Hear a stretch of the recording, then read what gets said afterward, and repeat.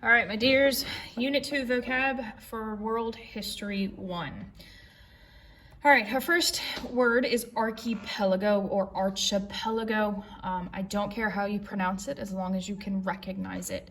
Now, this is a group of islands. In the United States, we could say that the Outer Banks are a group of islands, so they would be an archipelago. The way we will use it, Hawaii too, that's Hawaii. The way we will use it is this is Japan, and that is an archipelago. It's a group of islands that are grouped together to make one country. We have a person in our vocab. His name is Asoka. He is a Buddhist king, and he's going to be born Hindu, a Hindu prince, and he's going to convert or change to Buddhism. And his big accomplishment is that he's going to send missionaries all over Asia, not just China. We have bureaucracy. Now, bureaucracy is just a fancy word for government. I have abbreviated government. You are more than welcome to spell it out. All major countries are going to have a bureaucracy. It just depends on what type of bureaucracy. Now we have the civil service system. This is a type of job. It's a public service job, not the military. Post office, tax collectors, IRS, teachers, firefighters, we are all public servants. We work for the government. So those are specific. This system was created in China, and it's going to spread all over the world. We have conquest. This is just a fancy way to say that an area was gained through military force, so typically through war or death and fighting. Next, we have convert. I've said this once before. We're going to see this a whole lot, and this happens a whole lot over the history of time. This is to change, specifically to change to a new religion. This is going to be forced upon people throughout history. The Crusades were about converting people. If you've ever had somebody come up to your door, knock on the door, and try to talk to you about a religion, they are trying to convert you, change your thought process to a new religion. We've got a descendant. This is somebody underneath. So we've got the top layer, probably grandma, grandpa, or great-grandma, great-grandpa, and then we have underneath. So the kids.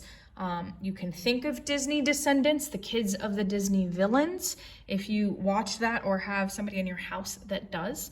But descendant means to go down and connected by blood. We have a dynasty. Now, dynasties, the word dynasty is used throughout history in different areas. Modern pop culture, if you ever watched Duck Dynasty. But when we talk about dynasty in this class, we are specifically talking about the Chinese dynasty or blood-related rulers of China. In other areas, it could be said that there are dynasties, but we're going to focus in this classroom or in this class on the Chinese rule by family. You have imperial bureaucracy. Remember that we said bureaucracy is government. So when we're talking about an imperial bureaucracy, it's a type of government, and specific, it is the government of the Empire of Persia. We're going to get more into Persia, but what happens is that Persia is so big that they have to split it up and create governors who answer to the emperor. So anytime you see imperial, we're talking about Persia. Flourish. And this is can be used in many different ways, but specifically to grow and to develop. When we're talking about it, we're going to say to grow and develop a city or a civilization or an empire. the area is flourishing. Hereditary, this is blood related, and this can be based on genes, not the ones you wear, but the ones inside your blood. And this is going to look at the rule of people. So when we look at the rule of people in ancient civilization, it's based on heredity, or it's a hereditary rule. You have karma. Karma is good and bad, but typically we think of it as karma is a... But what it actually means is actions equal consequences. Whatever you put out is what you will get. You have the mandate of heaven. So what this one is talking about is specific again to China, and we're looking at who is allowed to rule. What the Chinese emperor is given the right to rule from heaven. So he has to have permission from his gods to continue to rule over China. But he has to govern well, appropriately, and fairly. Now, if he loses his seat of power, he is killed, which does happen, or he is pushed out of office, they are going to say that he has lost the mandate of heaven. The Mongols are a group of people that live north of China. They're also going to be called Mongolians or the Huns. This is a group of humans that are going to ride horseback. They're going to basically live on horseback. They're going to be proficient in bow and arrow. And if you've ever seen the movie Mulan, then these are the people who are going to climb over the Great Wall of China. Now, the Great Wall of China was specifically built to keep this group of humans out. We have reincarnation. Now, anytime we see the word re or the prefix re, it means again. Redo is an example. So it's the rebirth or redo of a soul into a new body.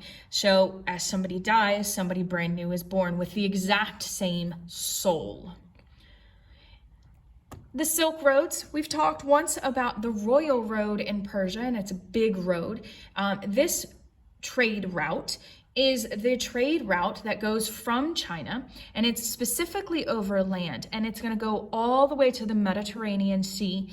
And the biggest thing that it's going to trade is silk, but that's not the only thing it will trade.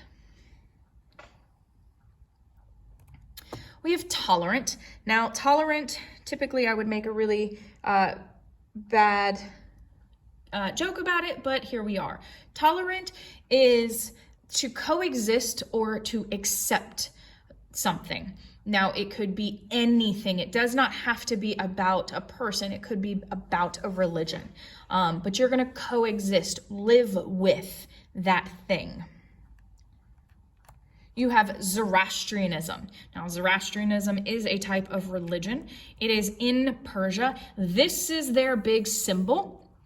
And all you need to know about Zoroastrianism is that their belief is that there is a fight between good and evil on earth.